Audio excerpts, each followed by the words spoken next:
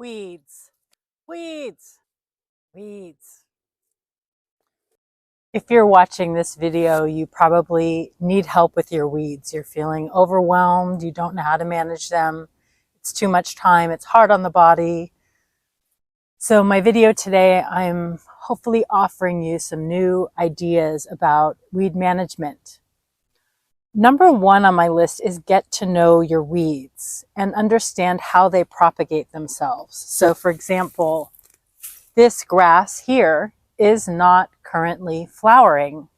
It propagates by making little seeds on there. You know, it's in the grain family, so it looks not like a flower.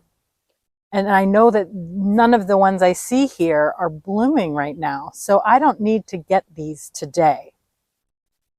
Another example of a weed would be this guy.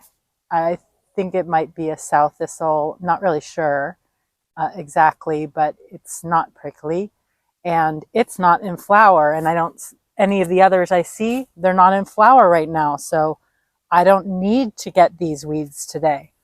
But these, I almost have to protect my eyes. These weeds, these little seed capsules are maturing and they want to pop and go everywhere, and they will go many feet in every direction and in your eye. So I like to sometimes wear eye protection because this is no joke, hitting you in the eye.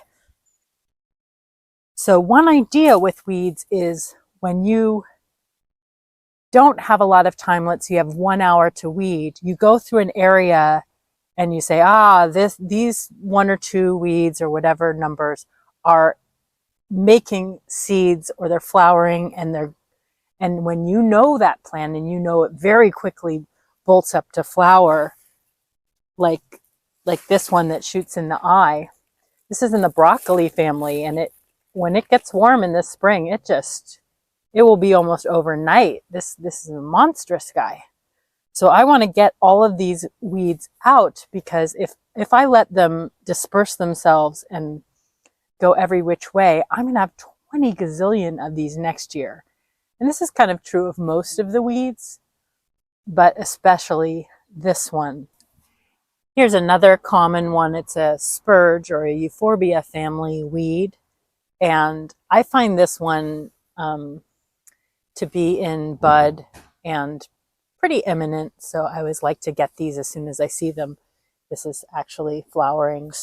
Can you like this video, subscribe to the channel, and encourage me to make more content? I'm really working hard on the YouTubes and would like a little something back that's just free for you. Thanks. So let's take a moment to talk about body mechanics too. We have one body and we want to treat it well. We do not want to injure our necks when we look down all the time. It can be really hard on there. It can be really hard on your lower back, like stooping to get them.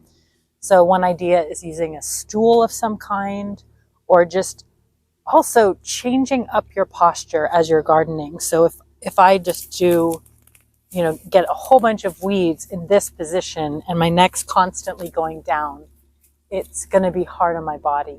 So some different positions, like you could change it up. You could weed like this, trying to keep a more vertical posture if your body allows for that.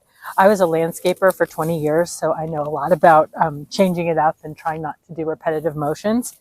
Trying to keep my head up as much as possible, so looking up, even taking breaks where you actually look up or stretch your arms or your body parts or arch the other direction instead of all this forward motion. It's sort of like us on our cell phones. We have this forward motion a lot, and we need to counter that if we're doing a lot of repetitive motion like weeding. Also, I like to lunge a bit to change it up. So leaning, I kind of stretch my hamstrings, use my glutes, just changing my body depending on how I'm sore. And also, another great thing about weeds, I would always tell my clients as a landscaper, was like, do a little bit every day if you can, if the weather allows. And it's almost better than doing 5 hours of weeding on one Saturday, but just doing like 15 minutes here and there, like talking on the phone, on speaker, or with your headphones, and just pulling some weeds. A couple more things I wanted to mention is always try to have a container with you, because if you're pulling weeds that have viable seeds on them and you put them on a pile on the ground, a lot of them can disperse themselves just in the pile lying on the ground, especially if you forget to pick it up for a while. They might dry out and be viable. So then you kind of defeated the purpose in a lot of ways of doing the weeding that you did. So what I'm suggesting is very different, because I'm saying do a little bit and get them before they flower, because you really don't want those seeds spreading themselves for the other years. And if you can keep things, get the weeds before they flower. So it might be like just walking around the garden with your cup of tea or coffee in the morning, and just every once in a while just taking a little break and just noticing, oh, this area's got some weeds with flowers. I need to get those soon. So that it doesn't have to be that you get every last weed in an area, but that you're staying on top of them.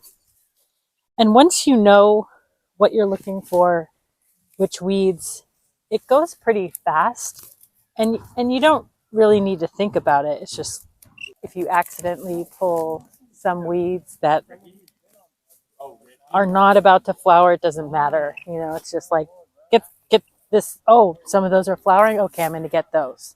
I see some there. So I'm not going to be too discriminate about which weeds I actually get out. You know, just get that area and stay on top of it. So I hope this helps a little bit. There's a lot of different tools out there for weeding. I didn't bring them all today to the urban farm here, but I'm just trying to show a couple new things to think about with weed management, and also body management and body mechanics and taking care of yourself, doing it in small chunks. Hope this helps. Thanks for watching. And please hit subscribe, thumbs up on the video. It really helps me with the algorithm. It helps encourage me to make more content. Thanks for watching.